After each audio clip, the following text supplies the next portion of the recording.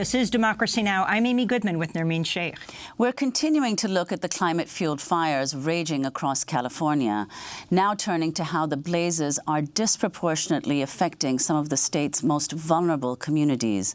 As the New York Times reports, a growing number of rich people are hiring private firefighters to protect their property for up to $3,000 per day.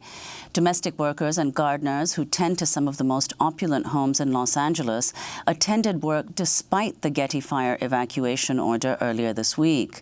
Many of their employers failed to even tell them not to come in. That's according to a Los Angeles Times article headlined, "Housekeepers and Gardeners Go to Work Despite the Flames." We're joined right now by the journalist who reported the story, Brittny Mejia. She joins us in Los Angeles. Welcome to Democracy Now! Tell us what you found in Housekeepers and Gardeners Go to Work Despite the Flames. Describe the situation for us. Yeah, thanks so much, first off, for having me. So when I got sent out to the fire around 4 in the morning, and by the time I got to Brentwood, it was mostly evacuated. There were maybe a few people left trying to see if they could sit tight, but for the most part, it was completely empty. And then after I left a neighborhood where there were actually homes that burned, I saw a taxi coming in and dropping off a housekeeper who was pretty convinced that her bosses were still there because they hadn't called her, they didn't tell her anything, and there's just ash coming down and so much smoke in this neighborhood. And she's just ringing the bell, and we quickly learned that her boss was not home and had evacuated at 3 in the morning. And so as we headed back, as I gave her a ride and we headed back down, we bumped into a significant number of other workers who had come in. There was a construction worker who made it to his job site and saw the fire and then left. Another woman who was trying to get into the mandatory evacuation zone to try and go to work because she also hadn't heard from her boss. A babysitter who was covering her face with a paper towel.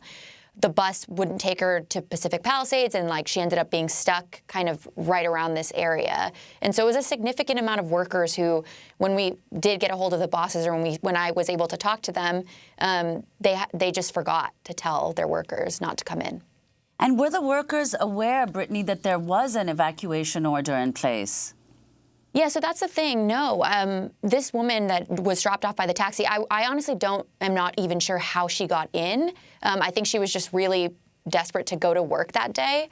But yeah, I mean, she had no idea. She was like, oh, there's a helicopter. And, as we spoke, she observed there was a helicopter. And I was like, yeah, there's a lot of smoke, there's ash because there's a fire. It's pretty nearby.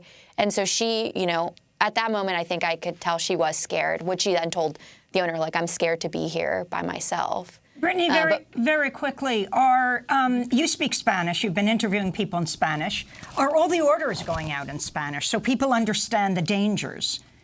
Yeah, that's the thing. I don't know how targeted it was to the workers who come into this neighborhood. I don't know if the focus was mostly on the people who live in Brentwood, which I'm sure that would be mostly, I feel like, English speaking. And so I don't know how much it was targeted, because when I spoke to the workers, quite a few of them had no idea, at least about where the evac zone was. A few weren't even aware that there was a fire and learned when they arrived. So I don't know how much information they were getting to try and help their decision not to come to work. So speaking of people in danger, we want to turn to the more than 4,000 firefighters working across California to contain the blazes.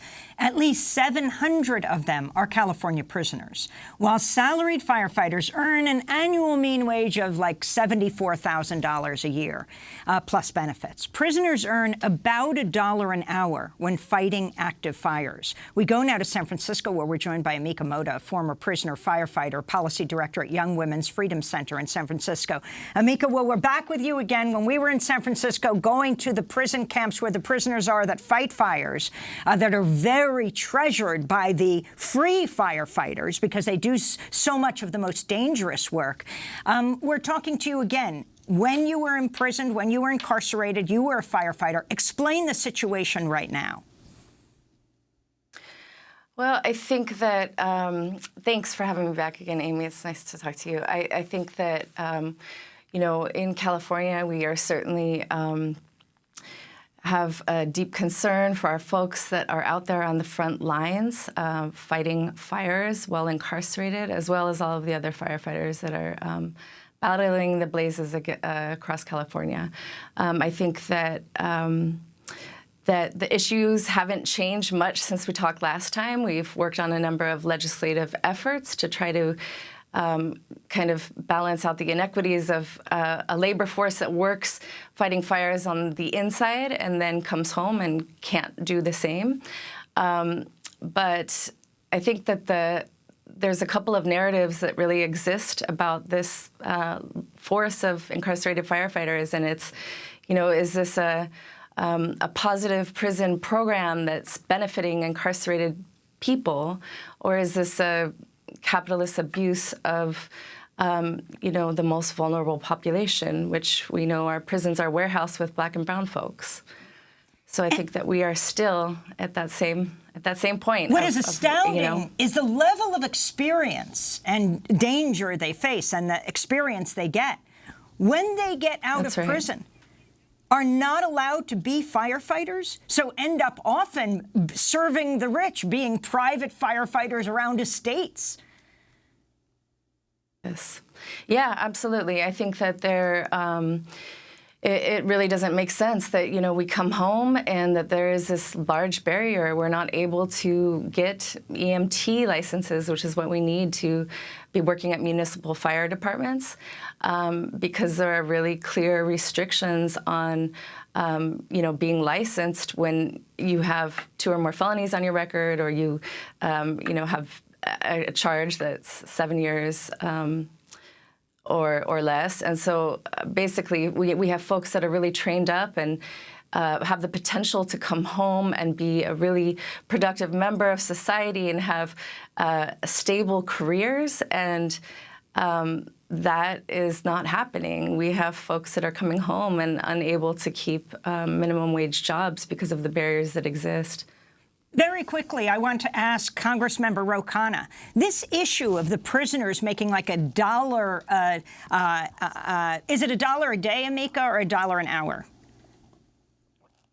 Well, at the fire camps, it's about $1 an hour. About $1 an hour. 53 cents. Is there a discussion? When we were there, the commanders at the camp said these people should be making more than this. We're talking about more than 40 camps.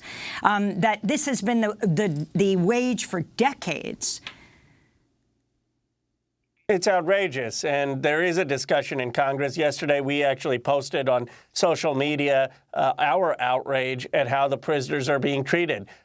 There's no excuse in this country to abuse the prison population. Obviously, there's incarceration, but once someone's a prisoner, they should be still compensated for basic labor. And certainly when they leave, as you pointed out, they should be able to reintegrate into society and have the value of the expertise and experience they've gained. Also, on the issue of the fossil-fueled economy, before we get to impeachment, if you could make this very brief, I want to go to Syria, where President Trump has, abandoned the Kurds, but said that he is protecting the oil fields, both in northern Syria. That's where U.S. soldiers will go, and thousands he is sending to Saudi Arabia to protect their oil fields. I appreciate you raising this because this is a blatant violation of the Geneva Convention. We can't send troops to extract oil. You can't steal oil from other countries. And our presence in Syria, it's important to realize, is still unconstitutional. There has been no congressional authorization. So it was appalling to hear the president say that. Well, we want to thank Amika Mota of the Young Women's Freedom Center in San Francisco, talking to us about the imprisoned firefighters, and Brittny Mejia of the LA Times, speaking to us from Los Angeles.